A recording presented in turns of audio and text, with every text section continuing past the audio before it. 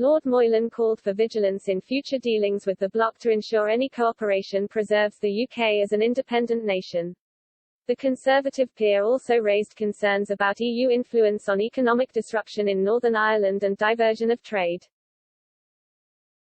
The post-Brexit protocol, part of the Brexit divorce deal which was agreed by the UK and Brussels, keeps Northern Ireland in the EU's single market for goods, in order to avoid a hard border with the Republic of Ireland.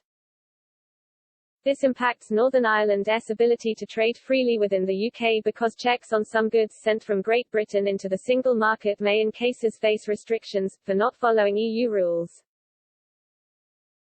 Lord Moylan told Express.co.uk, more important than any petty punishments is the leverage the EU seeks to maintain over UK freedom of action by operating a quasi-colonial form of government in part of the UK, namely Northern Ireland. This is causing economic disruption in Northern Ireland and diversion of trade.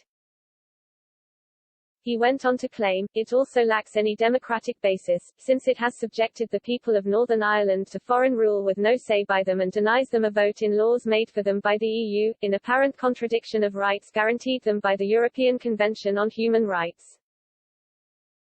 This protocol has meant a staged implementation of border checks for some goods crossing between Great Britain and Northern Ireland, which effectively creates a so-called border in the Irish Sea.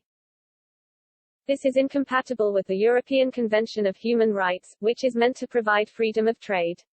The government claims that around 20% of all border checks in the EU now occur in Northern Ireland.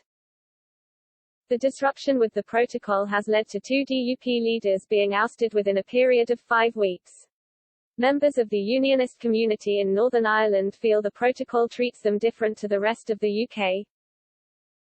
Lord Moylan said of the bloc, "We need to be vigilant for the future that any new cooperation we undertake with our economic neighbour is based on preserving our status as an independent nation. Something the EU will always find difficult, since its own conception of itself is that cooperation with neighbouring states involves their subjection in some form or other to EU laws. This comes after Brussels previously refused to give UK-based financial firms equivalence-based EU market access, a move Lord Moylan says is an example of unnecessary barriers to trade. This was despite the UK and EU starting with near-identical financial regulations, as Britain carried over laws from its time within the bloc.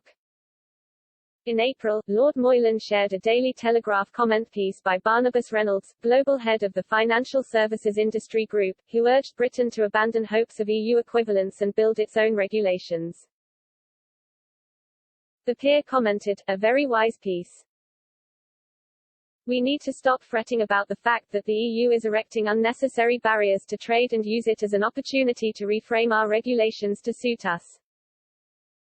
Equivalence is dead, the UK has to lose EU shackles." The Brexit transition period was replaced on December 31 by a new trade deal negotiated by Prime Minister Boris Johnson. This restored Britain's status as a sovereign trading nation and gave Britain the opportunity to independently join the World Trade Organization (WTO).